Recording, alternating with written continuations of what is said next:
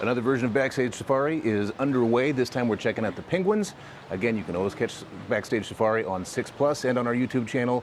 This one is going to be really, really cool.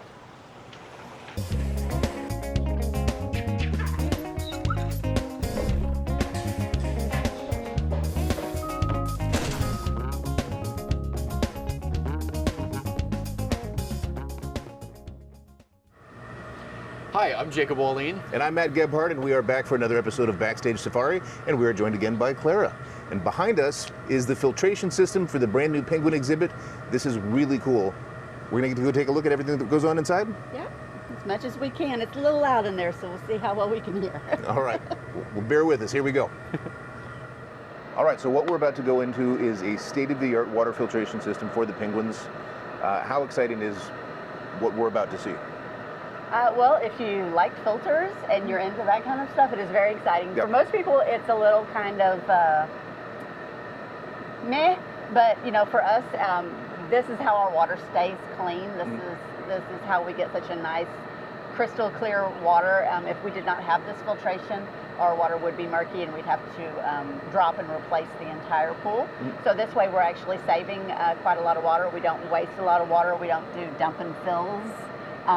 Like we would on some of our other pools that don't have filtration.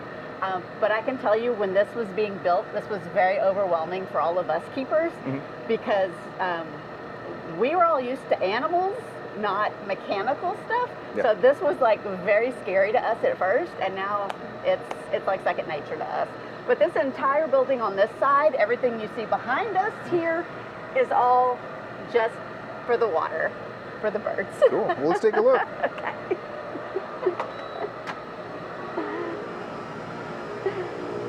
So yeah, as we come in, this top level here is our sand filters and our ozone.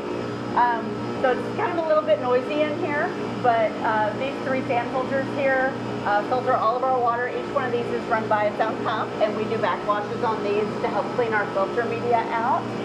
We do those just as needed, depending on what our pump pressures are. And then we also have ozone in here, which is actually O3, so it's injected into the water to help keep the bacteria levels down and to help keep free-floating algae killed out of the water. So aquarists also use this. This is something that you would normally see on a system that has fish in it. But for us, it just helps to keep our water that extra crystal clean. It does nothing for the algae that grows on the rocks, but for everything else, and like I said, this was super scary to us because we weren't used to this kind of stuff. But now, you know, it's really no big deal, and it's pretty much automated. It turns itself off when it needs to, when it's reached a set point that's too high, and then it will reset itself and start back up again.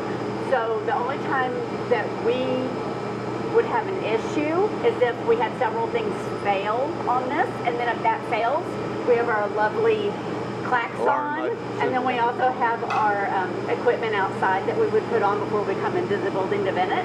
And then of course we do have a nice large lovely vent that runs all the time. Yes. So even if this was to fail, the chances of it being dangerous levels for us are very minimal because of all of the extra precautions that are in here. Because it can be dangerous if too much ozone is built up in this room, but we have a lot of precautions in hand and a lot of fail-safes that you know are kind of in a row for us, so it really helps us out there. O2 is brought in, it's turned into O3, it's set through this pump into and mixed with our water, which is fresh water, not salt water. We would have a little extra filters going on for that. So the O3 then is mixed with our regular water, sent through the entire system, and then when it's done, it actually gets off-gassed and turned, like the O3 is then dispersed back out, and we get fresh O3 brought in. Very impressive. So it is, like I said, we check this room usually twice a day just for a general check. And then if we need to clean filters, clean baskets, that kind of stuff, all that stuff usually gets done in the afternoon. Like I said, each one of these filters, we check the pressure every day and we check the flow rate every day, twice a day. And then depending on the pressure and the flow rate, if we have to do backwashes or clean filter baskets or things like that, but it's pretty minimum. Most of it can be done with one person. Some of the bigger projects, vacuuming and stuff like that, we have to do with 2 people. See, I said interesting earlier because I don't think people generally think about all of this that goes on behind the scenes of the penguin exhibit. Yeah, So, if you look at our exhibit from the public side, this is the entire back wall of that exhibit, is this building. Yeah. So our area that is keeper, where we make our diets and stuff, is a very small part of this a whole... much bigger exhibit, Yes, yes. So downstairs, the reason we have it 2 levels is because downstairs where the water gets pulled off exhibit, that's actually the level of the pool, so it's easier for those pumps. So that's why it's a 2 level like this. Right here we're basically on ground level, and down there we're actually below the level of the pool. Yeah. So we can head down. Y'all can see some more filters. A lot of filters. These are the 3 filters that run those 3 big sand filters up there. Yeah. That's what these filters do. These 2 filters over here run our effects generator, which is our wave maker. So we have 2 filters just for that. And then this is our chiller here and our UV sterilizer. And I can talk about that once we get back upstairs because the chiller is very important for these birds as well. Yeah. And the UV sterilizer just helps keep the water clean, just like the ozone generator does. Cool. Yeah. All right. Well, thank you. Yeah. Our birds are warm weather birds, but naturally where they're from, the southern coast of Africa, it's a cold water current down there. So our birds in their natural habitat would be in 90-degree heat with a very cold current running through. Yeah. So what we do is we have our chiller unit set up to chill the water down to about 60, but by the time it goes through all the pumps and stuff, our water sits about 65 degrees year round. And if you look over here behind us, this little tiny unit here is just to help keep the ozone room happy, help that equipment stay cool. And then that unit behind it is just for the chiller. Wow. That doesn't even have anything to do with the actual air. It's pretty big. That is just for the chiller to help keep everything nice and comfy for the birds. Very cool. Yeah. All right. So we're inside the keeper area right now of our penguin building, and this is Brian. He's a co-worker of mine and one of the penguin keepers here. And what we're going to do is we're just going to kind of show y'all what it takes to feed them, because everybody's like, oh, that's so much fun. There's a lot of prep involved. So Brian's gonna prep their morning diet, and then we'll go out and we'll see if anybody's hungry. Yeah. Sounds like a plan.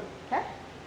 So y'all can see here we've got their vitamins. It's a regular, just a multivitamin that every bird gets at least once a day. We try. If they don't get it in the morning, we'll give it to them in the afternoon. And then we have Malarone, which is the bottle next to it, which is like a malaria preventative. It's got several different things in it, but penguins are just really super susceptible to things like that. So they get that every day, unless they are raising chicks, then they would not get that particular drug. And then we have a couple of extra drugs today. We have the fly that's on, the bottle down here at this end is meloxicam, and that is for our old penguin, Maury. It's more of a, just to kind of help him, it's like an arthritis medicine. Sure. How old is he? Maury is 31. That's pretty old for a penguin. That is very old for a penguin. And Maury is battling melanoma right now, so he's just a little bit more slow and just a little bit more, takes a little bit more time to feed him and that kind of stuff. And so, yeah, we give him a little extra help, so he just feels a little bit better. And then we have one bird that, like I was talking about outside, that Asper's, that fungal infection that they can get. We have one bird who is almost done with her treatment for it. She was a chronic case before we got them, so we kind of knew that she might get it yearly. But this is actually her last day of treatment. Her treatment has been 112 days of this particular drug, twice a day. So specific diets for specific penguins? Yes. Yes. And it's dosed for her size and everything. So we have our treatment sheets and all that lined up along the wall here with everybody's, either their basic Malarone is the last page there, then we have Possum's terbinafine, and then we have Maury and his. So, so like I said, every day our staff over here, we prep all of their diets for the next day, and then we prep all of our medication and stuff right before we go out and get ready to feed. Yeah, All right. yeah. And different fish for different penguins. Yes, all of these penguins have specific preferences, just like your toddler would. And they're accommodated. And that might change. Today it might be this for one bird, and then tomorrow you're like, but you took this yesterday, and he's like, I don't want that today. So we try to keep on top of every bird's favorite fish for this, just so we can make sure everybody gets their vitamins and their medication, in them. And then we do try to encourage them to eat different kinds of fish. But you've got guys that they're stuck on one fish and that's all they want. That's all they want. So we just try to work with them, and we try to offer and give a variety of fish. So do they eat all of these fish? Yeah, so kind of much like what Claire was saying earlier, they can be a little bit picky. So some days they might not want to eat everything. We try our best, of course, because we want to minimize any food waste, because we do our best to be a conservation facility. Food waste is definitely not something we're proud of, but we also don't want to force feed them if they're not, if they're not hungry. So we do our best, but yeah, as I said, some days they don't really eat everything, but other days it could be tomorrow that they would just decide they want to eat everything and they're still hungry afterwards. Well, it looks delicious. I mean, I like fish. I don't know about you. Oh yeah, big fan.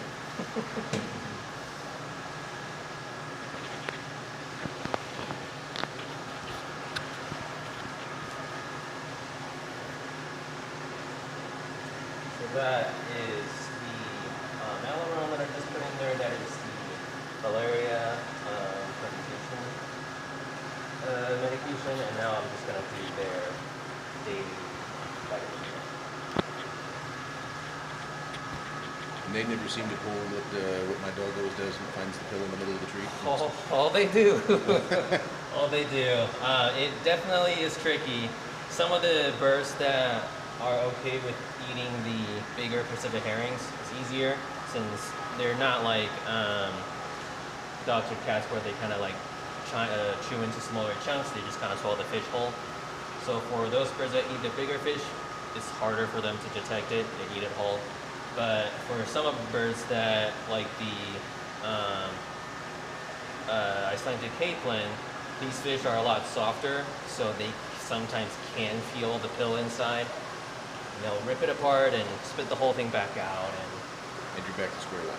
pretty much. Again, it's like trying to feed a kid broccoli. It can be a little bit challenging sometimes, but we love them still, and they deserve the best, so we try our best. Like I said, this is our encounter space, so public can come on back and get a real up close and somewhat personal, little bit of what we do during the day, and get to enjoy these birds in a real up close way. So Brian's going to be coming down with his food. Normally our keeper sits in the center, and the public will sit on these nice benches.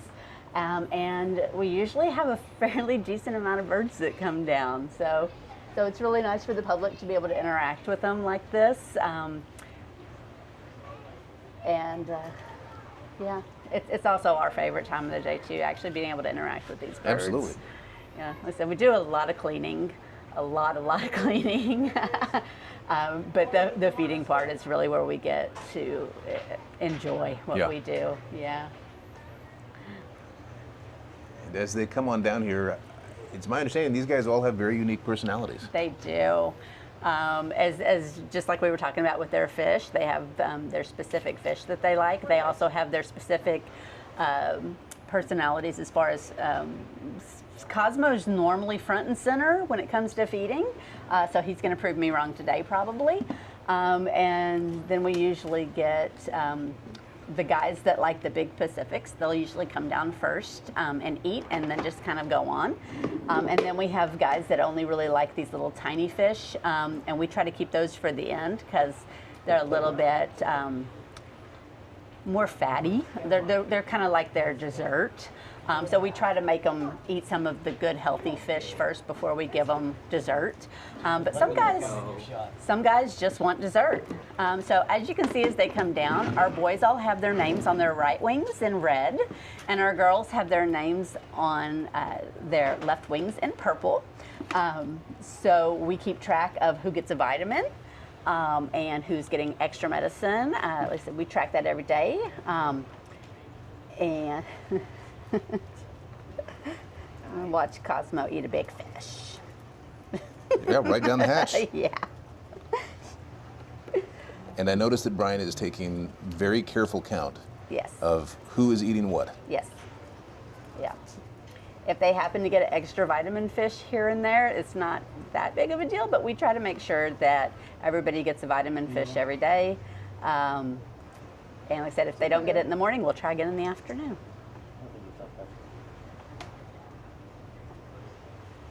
And some of the birds are just a little bit more reserved. If we have Theodore come down, Theodore usually likes his fish to be thrown to him, and then he takes it and runs and then eats it, and then he comes back. But like I said, Cosmo is usually front and center when it comes to breakfast, and normally we'll get the rest of the group down here fairly okay. So does this mean he's not feeling that fish right now? He wants a different kind, or is he just kind of being grumpy? Sometimes, as we mentioned earlier, kind of like kids, sometimes they will say they want one thing, you give it to them, then change your mind. Yeah. And then, but 5 minutes later, they're upset again because they wanted the thing that they didn't want 5 minutes earlier. Yeah, normally Sinclair is a Pacific eater, so we try the fish that they have been known to eat, and normally Newton is an anchovy eater. But like I said, it just kind of depends on that day what they want to do. And some mornings they're really not that hungry, and we really haven't been able to figure out, there's really no rhyme or reason. They're either all going to be down here and they're all starving, or they're like, nah, I'm okay this morning so far. Yeah. And what times of day are they fed? Usually it's 10:30 in the morning and 3:30 in the afternoon. So we try to keep that as close as we can, just to help keep them on a schedule. But a few minutes early, a few minutes late, yeah, it's not a big deal. Yeah. Who gets to choose their names? These birds were all named Okay. before we got them. So these birds, this entire colony came from Fort Very Worth, happy.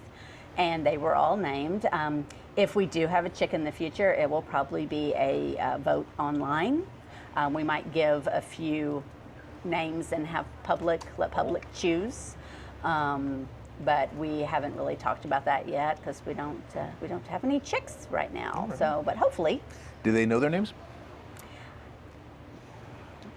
It's hard to say. It's hard to say because I feel like some of them know, like, this is my call. Come on down, come closer. Mm-hmm. But I don't know that they know their names like a dog would. Yeah. Maybe kind of more like a cat, where they're like, oh, you want me to come to you? That's my call. Okay, I might come to you if I feel like it. Yeah, sometimes if you Yeah. call their name, they'll kind of give you like the side eye, as of cats where when they're, when they turn their ear, knowing they can hear you, but they don't acknowledge you. Yeah. But it's hard to say if they actually register that as their name, or is it just because we're yowling, I guess, in a sense. Not yelling, Yeah. but calling. They're colony animals, they're herd animals, so usually when one starts coming this way, the whole pack will kind of follow along. But if one runs away, the whole pack Everybody would also follows. go. I'm going to see if I can entice. Oh, yeah, that's all you want, isn't a newbie. Oh, never mind. Come on, guys, let's go. Breakfast. Hi. Hi. Hi, Sushi. Sushi. You're so enthusiastic. So on average, each one of these birds is going to eat about a pound of fish a day.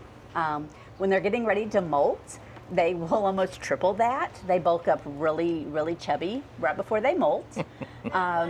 Because in the wild, when they molt, they could not fish on their own for like 3 weeks.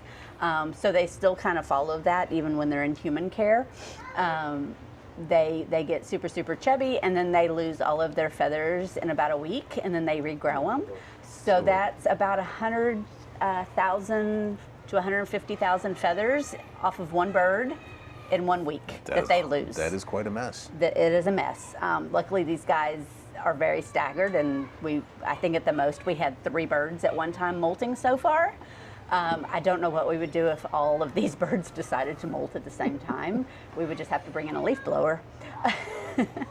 How can you tell, for the people who come and visit this exhibit, how can you tell who are the older penguins and who are the younger penguins? Are they all the same age? No, they're not all the same age. We have Maury is our oldest. He's 31. And then our youngest is going to be Maple and Winnie. And they're about a half a year apart. And they're about 3-ish. But over in our area where you can see inside, we have a whole chart over there that lists everybody's name and when they were born and who they're paired with if they are paired. Winnie and Maple aren't paired yet. They normally will do that about 5 years old is when they become old enough to seek out a mate. So Winnie and Maple are still a little bit young, but we have not had any of these guys change their mates since they got here, but they can. They're just like people. They could stay together for a couple of years. They could stay together their entire lifetime. And what does that depend on? You tell me. You tell me. What keeps a couple together, you know? I mean, I've been married for, oh my gosh, 28 years or something like that? Maybe a little bit longer. I have to do the math on that one. So yeah, you tell me what makes some pairings work and what makes some pairings kind of dissolve after a few years. It's the same with these birds. Is there any ever drama between the groups, between the pairs? Yeah. Not necessarily like trying to steal mates and stuff, but it's mostly over what they would consider a nesting site, even though none of our birds are allowed to breed on exhibit right now. You've got birds that pick certain spots that this is their spot, and that's where we get the slight drama and the little skirmishes and things. Is mostly over this is my spot, you go away. But we just kind of let the birds work that out because if we try to intervene, they're not going to work out their issues. So they're built for these kind of small skirmishes. Very rarely does it actually have anybody getting hurt during one. Never escalate, yeah. Yeah, and if it does escalate to that point, then we definitely would step in. But we just really would prefer the birds to kind of work their own issues out as a group, as opposed to us trying to step in and fix things. Yeah. They can fix it a lot easier themselves.